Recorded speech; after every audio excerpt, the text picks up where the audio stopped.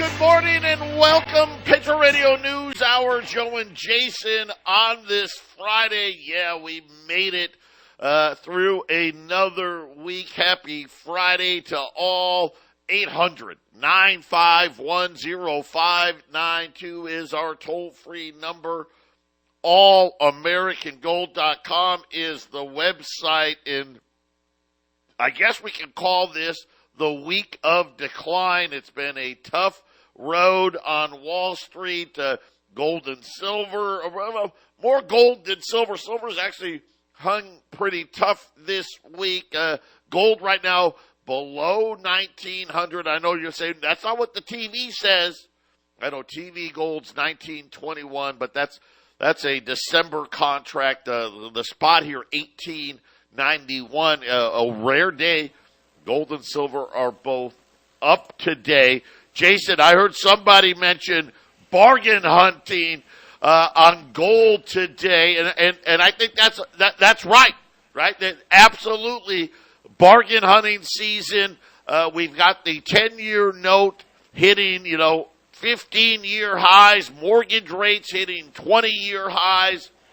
And I got news for everybody. I think they're not done going higher yet as we continue to pretend to battle inflation. This whole battle of inflation, it's all nonsense, right? I mean, the Fed continues to print money. But you're like, well, no, Joe, they're doing quantitative tightening right now. They're selling off their balance sheet. Well, let me ask you this. Why is the bank emergency fund hitting a record every single week? We're just going to give billions and billions of dollars to these banks to get you to pretend that it's okay. And, here at the end of the day, right, Jason, that they always have a way of getting money out there somehow, some way, without saying they're getting money out there. Yeah, things are looking really, really bad. When you really take some time to look at it, the worse it looks. And sometimes it's just, sometimes you look at stuff, Joe, you look at people talking, and you think, maybe this is just everyone panicking each other. But the numbers, even if they're fraudulent numbers, the numbers, if they're off by a bunch, are bad. And I was looking at the Fed minutes that you covered yesterday a little closer, and the Fed really didn't like the housing prices coming back up after they were heading down. And so I think they are really going to be keyed on higher interest rates, Joe. They're going to be keyed on that for a while, I think. Yep, and even used car prices, which has been a big negative. Manheim came out, used car prices, it wasn't a lot, ticked up 0.1%. But again, I know where you're like, well, that's not very much. You got to remember, used car prices went up like 50%. So they came back down, maybe they're off 10% from their highs. Well, they're still 40% higher. And now, at least for a month, is this it? Was that the bottom? Was that as low as they were going to go? Right? You look at gas, right? Oil, all of these things. Did we just hit this, I called it the calm, right? Where we got some big numbers falling off, some headline inflation numbers came way down, and now it looks like those numbers are done coming down, and if anything, coming back up. And Jason said, man, they hate housing. Housing's not cooperating either. Of course, that's the biggest piece of the puzzle, isn't it? I mean, when you talk about, hey, what's your biggest expense? Well, it's the rent, it's the mortgage, right, and the things associated with that, whether it's renter's insurance, mortgage insurance, it's by far your biggest expense. Yeah, for the average person, you're getting a room, getting a house, getting an apartment, that's going to cost you the most. And it's also top three most important bills you have to pay. That's one of the ones that is last on the list or close to last on the list for that you don't pay if you can't pay it. So, yeah, those expenses going higher because housing prices stay stronger is making the rents go up. Makes the mortgage, the mortgages are already much more expensive with the interest rates. Well, the price of the house is higher, so the higher interest rates just feeds into a higher price. So very unaffordable all over the place, Joe. Yeah, when we get back from the break, I got an update on the IRS and how big They are getting one of the big problems here. We got a two-pronged problem. Number one, we let the bankers be in charge. And then not only did we let them be in charge, we let them create the rules. Heck, they even tell us, you know what? We're not going to track inflation that actually tracks inflation. We're going to make up fake numbers. Right? Think about it. Is there a number they put out that they don't, they call it a seasonal adjustment? Isn't that convenient? Yeah, see, you're too stupid to know. And you know what? When it comes to your finances, you don't want to know anyway, right? You leave that to the bankers, right? Leave that to the smart people. And don't worry about these numbers. They'll even tell you, well, why do you do it? Well, we want the numbers to be flat. We want them to be uniform. Oh, so you want the numbers to say nothing's changed even though you keep printing money, right? That's what you want, right? Give the illusion of prosperity. And I hate to say it, but people are going to find out once again. This is huge parallels to what happened in 07 and 08. And once again, it's funny how people forget and they fall asleep at the wheel, Jason. They've done it again, right? Well, we got, the Dow. I mean, it's not at 35,000 now. We got the Dow back to 35,000. So, hey, don't worry. This is, again, all based on, not on fact, but on seasonally adjusted make-believe. When we get back, I'll tell you what they're getting ready for. They're getting ready to come after every dollar we make, and they're going to use the IRS to do it. That's coming up next.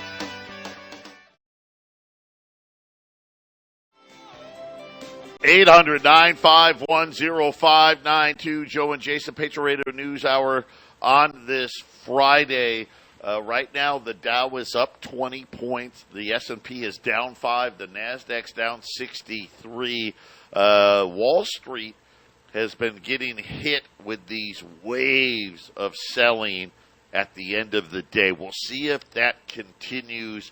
Wall Street was down another, I think, 378 points yesterday. Remember, it was about a week and a half ago we started warning about this volatility. All of a sudden now we're starting to see, the 300, 400 down days, a few 300, 400 point up days, but more down than up, right? That return of volatility. The 10-year note, which got all the way to 4.32 yesterday, at 4.24 right now. Crude oil is flat.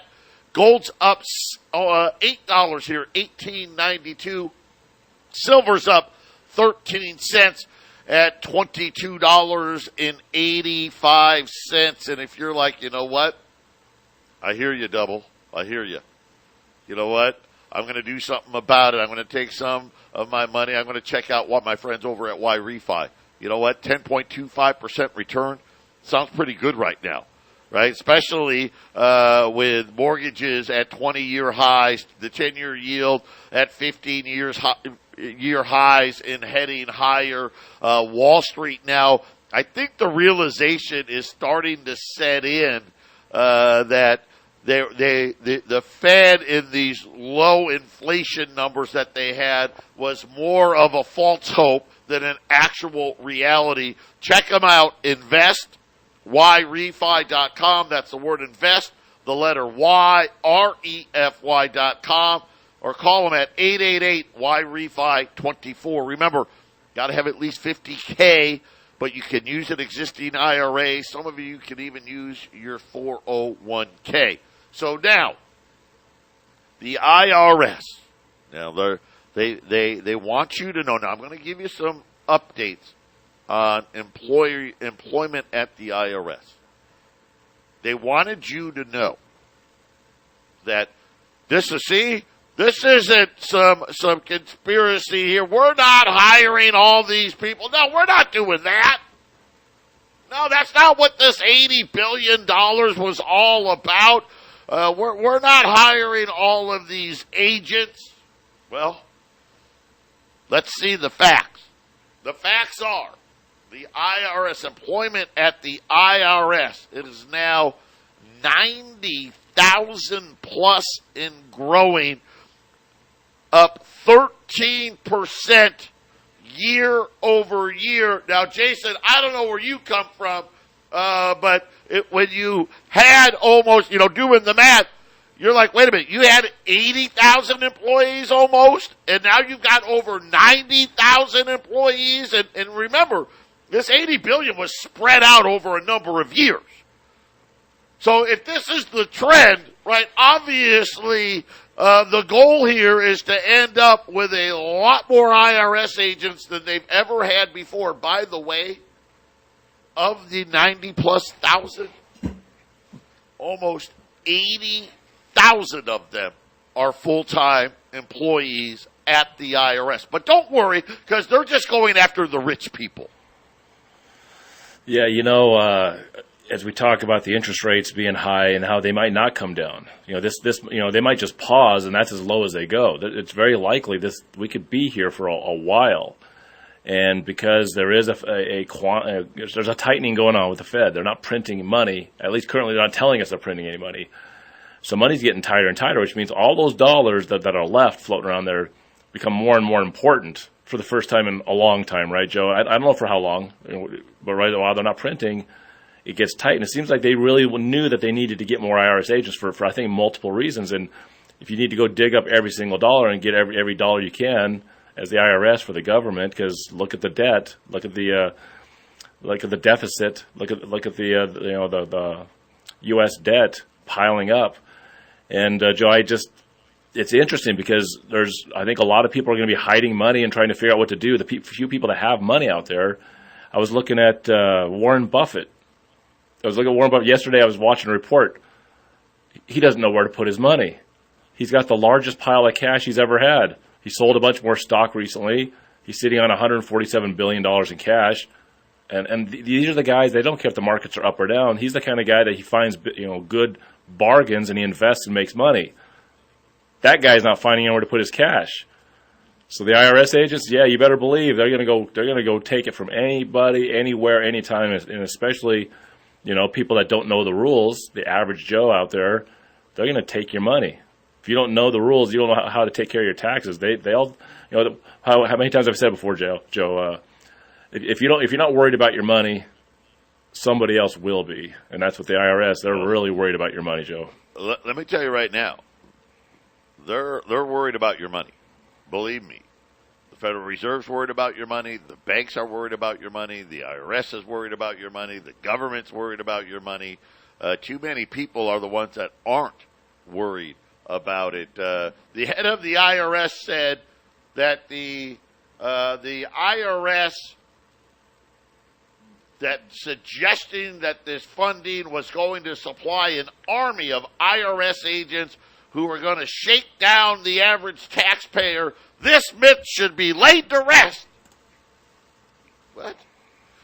You just added over 10,000 people just this year alone. By the way, he said there is no mythical army of new IRS agents on the streets. All right, well, what about the 12,000 agents you've hired just this year? That sounds like an army to me. That's a lot of people, but they weren't done. He said that's not what this is. Jay said, no, that's not what this is. This is the IRS making immediate, meaningful difference to deliver service the taxpayer and the nation deserve. See, that's what this is. We're just going to give you the service that you deserve. And guess what you deserve? You deserve an audit, right? Because that's the service we want to give you. Wow. And that's the truth. That's right? The truth. I mean, right? You could have 87,000 more agents to do audits with. That's kind of the point of us bringing that on the air all the time, Joe, is that they have a tripling ability of doing audits. Let's face it, a digital currency is coming. I bet there's a lot of reason for them to have more agents for that too. I think the machines are going to help them be a lot more efficient in their auditing, huh, Joe? You know, the Well, machines we'll can maybe see. spit out the ones they don't need to audit and make sure they highlight the ones that should be, right? Yep, and again, there's been a big deal made about how many of these agents need to be armed, right? Why would any IRS agent need to be armed? That makes no sense. And I don't care. You can't justify that to me at all, right? Your job is to audit records. It's not to have firearms and go out and execute police duties. That's what cops are for, right? You know, that's what the police are for. But they justify it anyway. They did let us know they're going to hire 1,200 more armed IRS agents. And he says that the personnel that is armed are putting themselves in danger. See, Jason, because let's face it, you know, all of us out there, we're just loaded to the teeth here. So you come and now, of course, the IRS says they're no longer just going to show up at your door anymore. But yet we got to have all these armed IRS agents, according to the head of the IRS. 3% of the agents at the IRS are armed. 3%. Which puts that number, Jason, at just under 3,000 armed IRS agents. I mean, how many drug lords and ISIS and, domestic terrorists are there? I mean, that just seems like way too many. Yeah, it's. I was watching some videos, and it's funny. The IRS has actually had armed agents for quite some time. It's not actually a new thing, but it's definitely something that they're revving up big time. Joe, is to have armed IRS agents. I mean, what do they think? What are they preparing for? What kind of economic apocalypse do you think they're preparing for that they have to have armed IRS agents? Because these guys physically have to come to the doors of these people to do audits. They're coming to your house. You know, these guys don't make phone calls and say, we're going to do an audit over the phone. They visit. They tell you they're coming, and they come. So, I did process serving for a while, and I wasn't armed with a firearm. I just didn't think that was necessary. But I had protection on me because there was a lot of threats to people. I was threatening to them because I was a symbol of their bad economic situation. And they're a threat to me because I don't know what they're going to do if they want to try to avoid me and want me to go away. You know, you beat up a process server, maybe the next guy doesn't show up, right, Joe? Maybe that's the mentality of it. So IRS agents are going to be armed, and it's really not going to be the fault of the people that can't pay their taxes, Joe. Federal income tax it should be abolished. But when the loan shark sends out his strong arm to go collect, the Fed will send out the IRS to collect. I mean, I don't know where the hiring's going to end, right? Because they've got 4 more years of this funding to go. But if the 13% increase is indicative of what we can expect, right, we're going to be talking about, do we really need 130 to 150,000 IRS agents? And again, I'm just thinking about, of the 90-plus thousand they have now, 80,000 of them are full-time. I mean, that just, right, that's a huge ratio, right? What are we going to be next year? 9 out of every 10 are full-time, and X amount, 3% of them are going to be armed. I mean, this is tells you really where the what it is. Joe, it tells you where the money is going. It tells you where the money is going. When everybody else is freezing hiring or laying off people, that's the direction we're going, and they're just going to keep on adding on. Tells you where the money is going, doesn't it? Yeah, this is really dangerous when we look at the expansion of government. You know, it's really simple. You want to know how you get rid of IRS agents? It's simple. Obviously, Jason, get rid of the income tax. Okay. Most people aren't prepared to do that. We should be. Right? You could easily switch that to a VAT tax. Of course, that's coming. We're going to have the income tax and the value-added tax both here within the next, I guarantee it, within the next 3 to 5 years, we'll have both. Because that's how they'll pay for Social Security and Medicare. You know when you go to the store and you go and you buy what you need, Well, you always know, oh yeah, and there's the tax, right? Hey, it's blah blah blah plus tax. Well, that's one way to you can get rid of all the IRS agents if you just turn that into a value-added tax. Of course, people would be appalled because I would imagine the value-added tax to do it would probably be, 20 to 30%, right? It'd be, that's how bad it is. And if you actually want to actually not have a budget deficit, the value-added tax, you'd probably have to double the bill, right? Hey, if it was $100, let's just call it $200, and then we can run a balanced budget. But you could also just, Jason, take the tax code, get rid of all the loopholes, get rid of it, make it to where if you've got an IQ that is at least room temperature, you can do your own taxes. Right? You wouldn't need it then. But nope, they designed it to what? Well, we want the rich people to be able to cheat on their taxes, just not the average folk. But don't worry, because we're hiring all these IRS agents to go get those cheaters. Yeah, and if you believe that, right? Well, I've got beachfront property in Yuma. Patriot Radio News Hour. We'll be back after the break.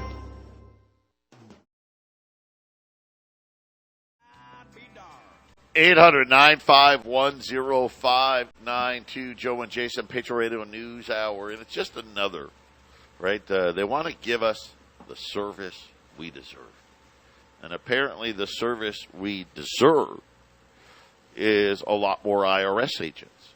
Now, I know they told you this story about, oh, no, we're just going after the rich people. Well, here's the problem with that.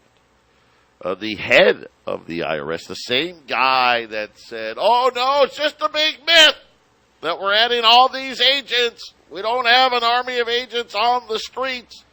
And don't worry, only 3% of our agents are armed, so everything's okay, and we're only going to add 1,200 more of those.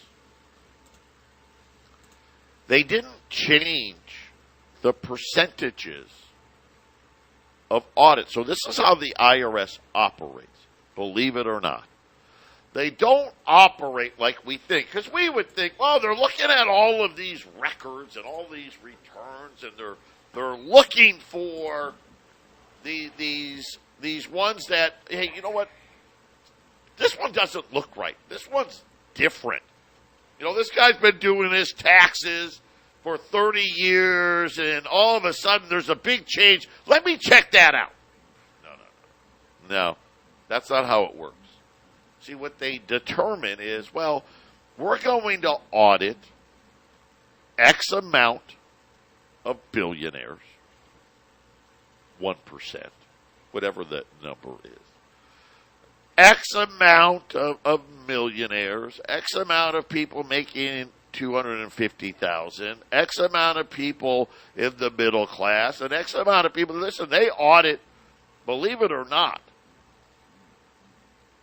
the actual numbers. The vast majority of IRS audits are done on the working poor and middle class. Not only do they audit on a percentage basis, well, what does that mean? Well, wherever the bigger number is, let's just say, hey, we're going to audit 5% of billionaires. Okay, well, there's only, I don't even know, a couple thousand billionaires, and maybe not even that high. I don't even think, well, actually, billionaires, there's probably not even 100 billionaires in the U.S., right? So let's just say, because I'm too lazy to look it up, and let's just say there's 100 of them, and they're going to audit 5%. Well, that's 20 of them, right? That's 20. 20 billionaires got audited. Well, there's 300 million poor and middle-class Americans in the country. Okay, and let's do it by household. Okay, so household, there's 150 million households that are in those two categories. And between the two, we're going to audit, 20%. Well, you do the math. That's 30 million. right? You audited 20 billionaires. You're like, well, but we audited 20% of them, right? We audited 20% of them. There's only 100 of them. We audited 20 of them, right? But that equates to, right, all of a sudden we got 30 million working poor and middle class people being audited, Jason, and that's the formula didn't change. In other words, all of these extra IRS agents, the vast majority of cases they're going to be handling are going to be middle class and below. Yeah, and like I said earlier, one of the major reasons they like, obviously they fleece a richer guy, like a sports athlete or a celebrity or, some big stock investor. They'll audit those guys too, but those guys are more ready for it. They're prepared for it, so they have to work harder to get that bigger money. But with the working class, that Joe said, the working poor and the middle class, these people are just trying to make ends meet. They're trying to build a future for themselves, maybe have a little bit for their kids when they pass on. And these people aren't generally tax experts. They don't usually have anyone representing them, or they have someone that's not really ready to represent them against the IRS. And they know that they can just fleece those people. I talk about James Trafficking was a big one about covering people against the IRS, and about tax theft from the citizens. And he constantly is going over stories of constituents when he was a sheriff and when he was in Congress about how the IRS comes in and they just hit you with a number, and then you try to talk to them, and maybe they give you a little bit lower number, and it's like pay it or go to jail. How does a family survive under that sort of threat, Joe? It's a form of slavery. It really is, and the IRS is going to do more and more, because guess what? The Ponzi scheme that the Federal Reserve note is getting weaker and weaker, and they need to fleece everybody for every cent they can, Joe. Yeah, and the realities are, when we look at where we sit today, there's 148 billionaires in the whole country. Just to let you know, right? Just so people know, there's only 148 of them, right? You could audit the amount of people they hired this year alone. They hired like 12,000 people. 148 billionaires. That would be 81 extra IRS agents per billionaire. Just to give you perspective. People need to wake up. I know what they say on TV, and people have no, Double's just trying to scare people. No, I'm not. I'm trying to tell you the truth. The truth is, they're not. I think the head of the IRS had it right. They're gonna give us the service that they think we deserve. Period. And you know what that service is? We're gonna make sure you're paying, because they know what's coming. They know what's coming. Listen, they're bragging about this hyperinflated economy with a $2 trillion budget deficit. We're going to spend over $1 trillion on interest on the debt in 2024 alone. Social Security, they don't want to talk about that. Fine. Medicare and Medicaid go broke in like 2.5 more years. Where's all the money going to come from? And by the way, the big debate for the budget deficit for 2024 is simply going to be, is it going to be $3 trillion or not? That's the big debate, Jason. People got to wake up. They need money. Yeah, and this thing is, Joe, we've been talking a lot about how this situation heated up in 2019, and then, of course, you had COVID, and you had the printing of the money, and now you have the inflation. But I was, maybe we'll talk about in the next segment. I was looking at some China news yesterday. This thing's been baking into the cake for the last decade. Ever since the housing crash and the so-called recovery during the Obama years, China's been moving out of the United States. This isn't China versus the United States. This is China just trying to self-preserve their country. And it's been going on for a while, Joe. They've been selling for a while. They just don't want to panic the rest of the world and having a debt sale that crashes the value completely. So yeah, think about this. China's largest property owner, Evergrande, filed for bankruptcy today. Yep. Well, yesterday. Yeah. Listen, it's a debt problem, folks. I hope you figured it out. We'll be right back.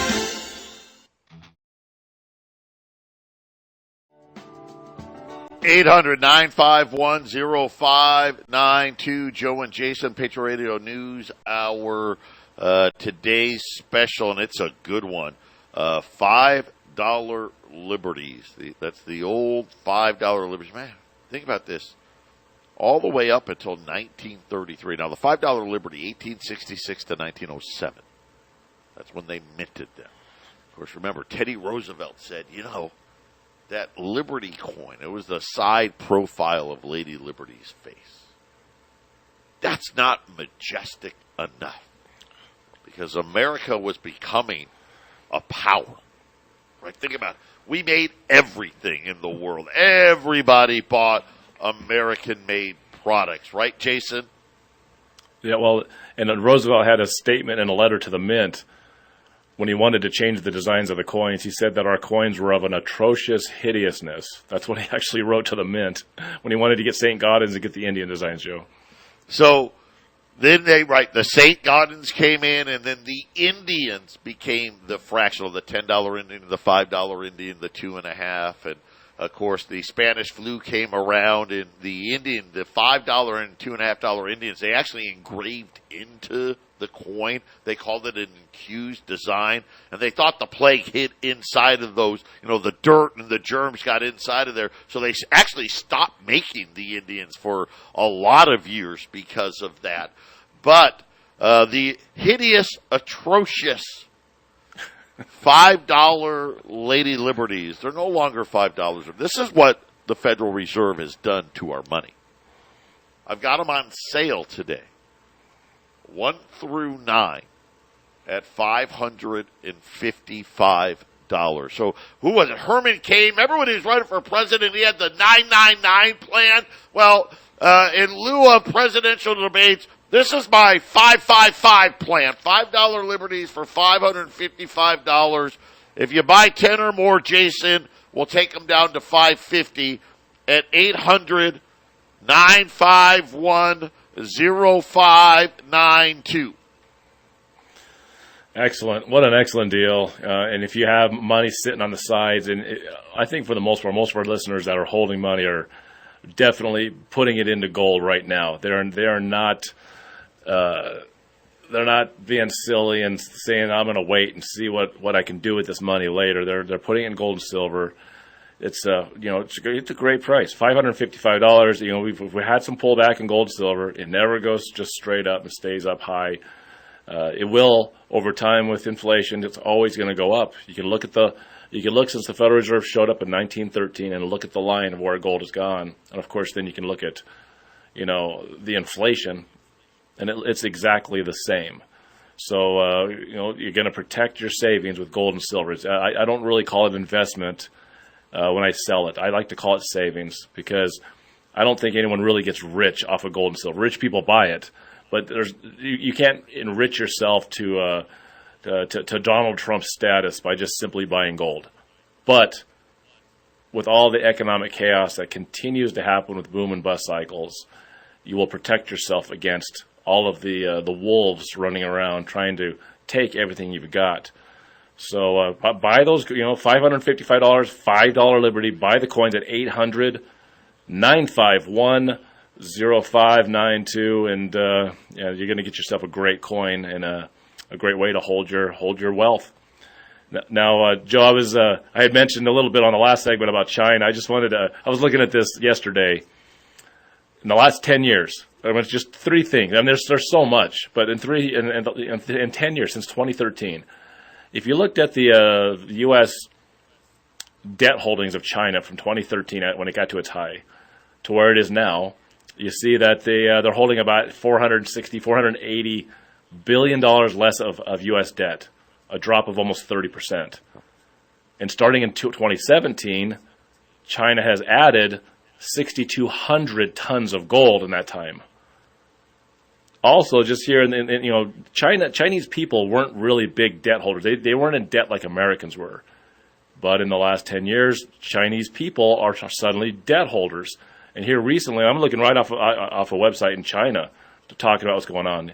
And they're like the CCP. They had a 6-point plan, and they put 800 million Chinese people in debt.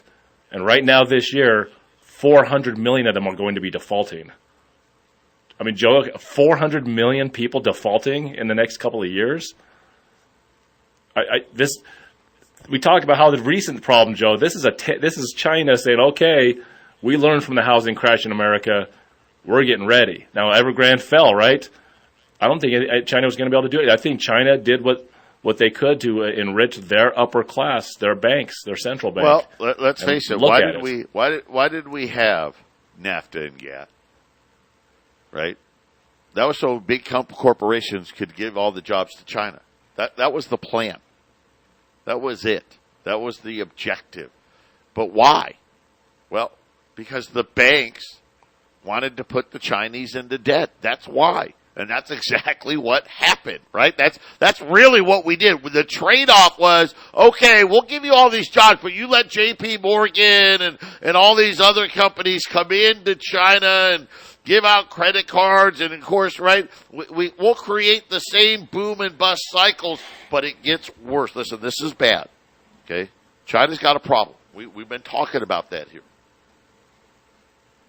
J.P. Morgan, speaking of J.P. Morgan, they just came out a few hours ago and said the U.S. consumer is now officially out of money.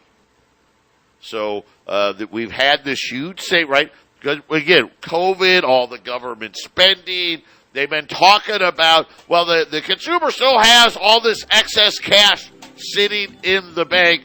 J.P. Morgan just a few hours ago said $2.1 trillion has disappeared from Americans' bank accounts over the last year and a half, and they now are on the spending cliff, right? And this is how, right, when you talk about fiat problems, right, this is a domino effect, right? It's China, it's Japan, it's Europe, it's us. It could be one big, right, dark age coming for the world. We'll be back.